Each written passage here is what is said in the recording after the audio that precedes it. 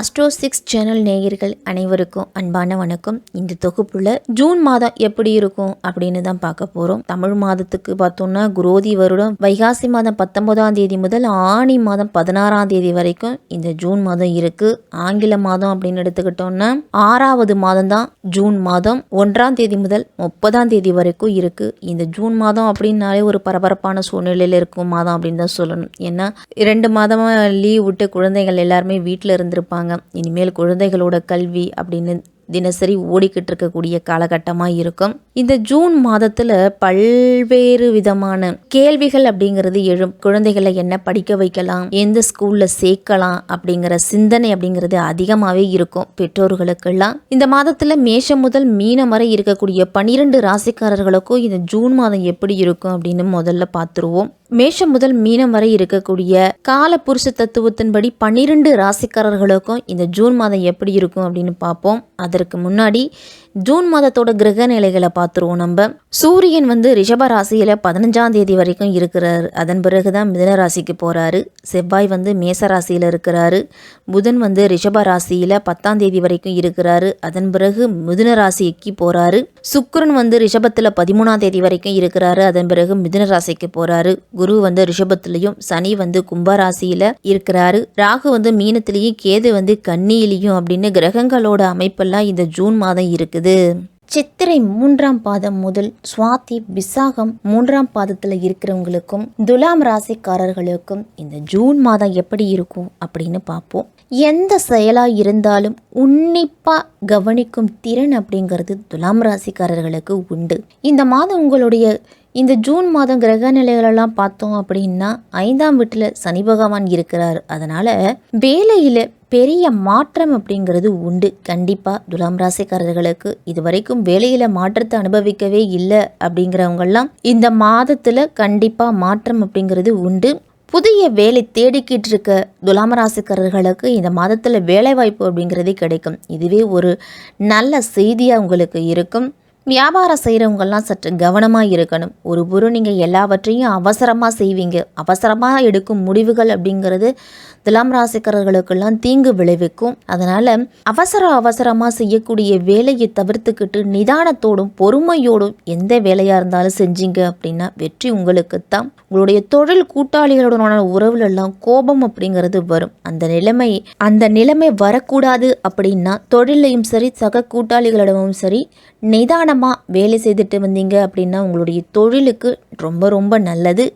5ஆம் வீட்டில் சனி இருக்கிறதால கல்வி சம்பந்தமாகவும் சில தடைகள் அப்படிங்கிறது வரும். ஆனால் படிப்பில் ஆர்வத்தை ஏற்படுத்துவார் சனி பகவான். உங்களை ஒழுக்கமானவராக மாற்றுறதுக்கு சனி பகவான் மிக மிக உதவியாக இருப்பார். தினமும் படிப்புக்காக நேரம் ஒதுக்கினா கல்வியில் நல்ல மதிப்பெண் கிடைக்கிறதோரு தேர்வு முடிவுகளும் உங்களுக்கு சிறப்பாக இருக்கும். போட்டித் தேர்வுக்கு தயாராகின்ற மாணவர்களுக்கெல்லாம் ராகு பகவான் சிறப்பாக இருக்கிறார். அதனால் பயப்பட வேண்டிய அவசியம் அப்படிங்கிறது இருக்காது. 2ஆம் வீட்டுக்கு அதிபதியான செவ்வாய் 7ஆம் வீட்டில் இருக்கிறாரு. அதனால் உங்களுடைய குடும்பத்தில் மனைவியின் கோபத்தால் முழு குடும்பமும் பாதிக்கப்படலாம். அண்டை சச்சரவு, உற்றார் உறவினர்களோட வருத்தம் அப்படிங்கிறதெல்லாம் வரும். பரஸ்பர விவாதத்தின் மூலம் ஒவ்வொரு பிரச்சனைக்கும் தீர்வு அப்படிங்கிறது கிடைக்கும். கசப்பான வார்த்தைகளை முடிஞ்ச வரைக்கும் பேசுவதை தவிர்த்துக்குங்க. முக்கியமாக குடும்ப விஷயங்களில் பேசுவதற்கு வாழ்க்கை துணைக்கு முதல்ல உரிமை கொடுக்கணும். அப்படி கொடுத்தீங்க அப்படின்னா அவர்களால் ஏற்படக்கூடிய பிரச்சனைகள் அப்படிங்கிறது சற்று குறைய தொடங்கும்.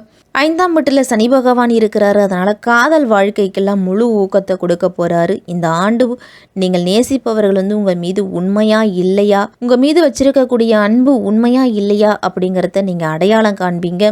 சனி பகவான் பாலாகவும் தண்ணீரை நீராகவும் மாற்றும் திறன் அப்படிங்கிறது கொண்டவர். அதனால் உங்களுடைய காதலியை உண்மையாக நீங்கள் நேசிச்சிங்க அப்படின்னா அதை உணர்ந்து உங்களுடைய காதல் அப்படிங்கிறது மேலும் வளரும். நீங்கள் எதிர்மாறாக இருந்துச்சு அப்படின்னா உங்களுடைய உறவு அப்படிங்கிறது பிரியக்கூடிய சூழ்நிலை அப்படிங்கிறது வரலாம்.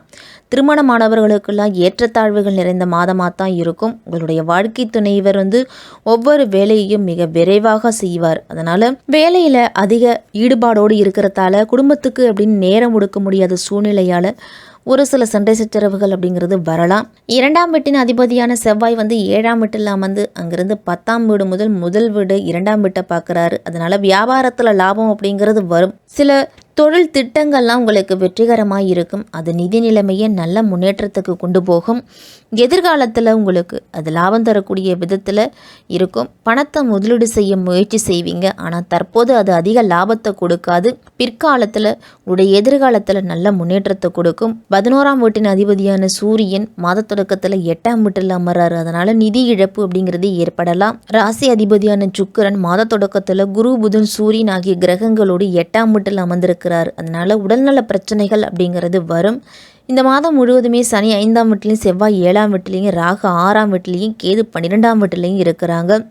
குருவோட பெயர்ச்சியும் 8ஆம் வீட்டில் இருக்கிறதால உடல் சார்ந்த ஆரோக்கிய பிரச்சனை அப்படிங்கிறது ஏற்படலாம். உங்கள் ராசி அதிபதியை நீங்கள் வலுப்படுத்தணும் அப்படின்னா வெள்ளிக்கிழமை தோறும் மகாலட்சுமி தாயாரை வழிபட்டுட்டு வர்றது மிக மிக அவசியம். துலாம் ராசிக்காரர்கள்லாம் குடும்ப பொறுப்புகளையும் பணியிடத்து சூழலையும் கூடுதல் கவனத்தோடு செய்கிறது நல்லது. குடும்ப உறவுகளை பராமரிப்பதில் திருமண முயற்சிகள் கூட தள்ளி போகிறதுக்கு வாய்ப்பு அப்படிங்கிறது உண்டு.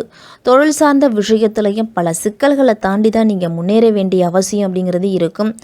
நிதி நிலைமையும் உங்களுக்கு சாதகமற்றதாக இருக்கிறதால பண விஷயத்தில் எச்சரிக்கையாக இருக்கணும். மிகவும் பிடித்த பொருள் அல்லது மதிப்புமிக்க பொருள் ஒரு காணாமல் போகிறதுக்கு களவு. உங்களுக்கு மிகவும் பிடித்த பொருள் அல்லது விலை உயர்ந்த பொருள் காணாமல் போகிறதுக்கு வாய்ப்பு இருக்குது. அப்படிங்கிறதால மிக மிக எச்சரிக்கையோடு கூடுதல் கவனத்தோடு இருக்கிறது நல்லது. ஆரோக்கியம் சார்ந்த விஷயத்தில் கூடுதல் கவனத்தோடு இருக்கணும். துலாம் ராசிக்காரர்கள் எல்லாருமே இந்த மாதத்தில் ஆரோக்கியம் சம்பந்தமான பிரச்சனைகளை அதிகம் சந்திப்பீங்க. மாதத்தின் முதல் பகுதியில் மன அழுத்தத்தோடு ஒரு சிலர்லாம் காணப்படலாம். தனிப்பட்ட வாழ்வில் சில விரும்பத்தகாத பிரச்சனைகள் வரும். அப்படிங்கிறதால தந்தை மற்றும் தாயோட கருத்து வேறுபாடு வரும். அதுவே வாழ்க்கையில் சில பின்னடைவுகளை ஏற்படுத்தும். ஒரு சில சவால்களை சந்திக்கும் பொழுது நேர்மறை எண்ணங்களையும் தன்னம்பிக்கையோடு செயல்பட வேண்டும். துலாம் ராசிக்காரர்கள் அனைவருமே கடவுள் வழிபாடு உங்களுக்கு மன அமைதியை கொடுக்கும். பொதுவாகவே பிறரோடு பழகும்போது கோபத்தை நீங்கள் வெளிப்படுத்துவீங்க. அதனால் ஒரு சில பிரச்சனைகள் எல்லாமே உங்களையும் மீறி வரலாம்.